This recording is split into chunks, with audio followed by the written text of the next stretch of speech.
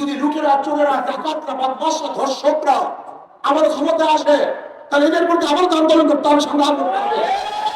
যারা ভারতের দালালি করবে, গোলামি করবে, বাংলাদেশ থেকে চিরতরে ভোটের মাধ্যমে তাদের প্রত্যাখ্যান করবে ইনশাআল্লাহ। উপদেশটা ব্যর্থ হয়েছে, তিনি ব্যর্থ হয়েছেন। তিনি পাথর কড়িকে ছেড়ে না দিয়ে বরং লুট করার ব্যবস্থা করেছেন। সাদা তুললে পরিষ্কার, ধরা পড়লে বহিষ্কার।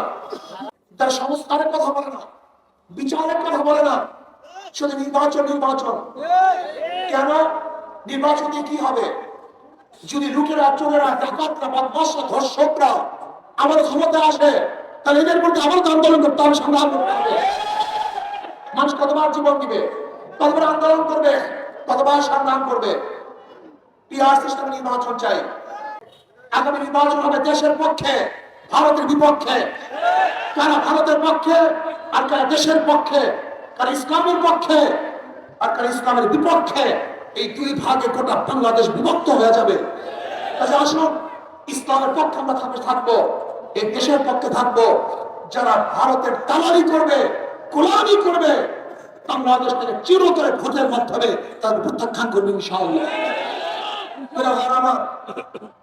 আপনারা জানেন, যারা নির্বাচন করে, নৌকা যারা নির্বাচন করে নৌকা চালাতে পারে না, যারা ধানের শীষ নির্বাচন করে ধান কাটতে পারে না, যারা নাঙ্গল নির্বাচন করে নিজেরা নাঙ্গল বইতে পারে না, কিন্তু হাত পাখা এমন একটা প্রতীক, যে নির্বাচন করে তারাও ঘুরাতে পারে, যারা করে তারাও ঘুরাতে পারে।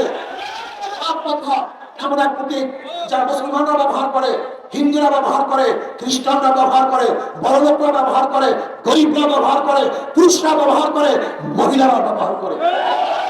আগামী নির্বাচনে শান্তির পক্ষে হাত পাখা আমরা ঐক্যবদ্ধ ভাবে ইসলামের পক্ষে, দেশের পক্ষে সমস্ত লোক একত্রিত হয়ে একটা বাক্স দেবো। কয়টা বাক্স? ইনশাআল্লাহ।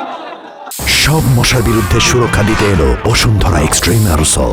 মশার বিরুদ্ধে এক্সট্রিম সুরক্ষা। আমরা সবাই থাকবে তো ইনশাআল্লাহ। আমি কিশোরগঞ্জ এই জেলার সমস্ত নাগরিক অনুরোধ করবো, শুধু একটা বারের জন্য, শুধু একটা বারের ইসলামকে পরীক্ষা করুন। ওরা বারবার পরীক্ষা দিয়েছে, বারবার ফেল করেছে। আওয়ামী লীগ পরীক্ষা দিয়ে ফেল করেছে, বিএনপি পরীক্ষা দিয়ে ফেল করেছে, জাতীয় পার্টি পরীক্ষা দিয়ে ফেল করেছে।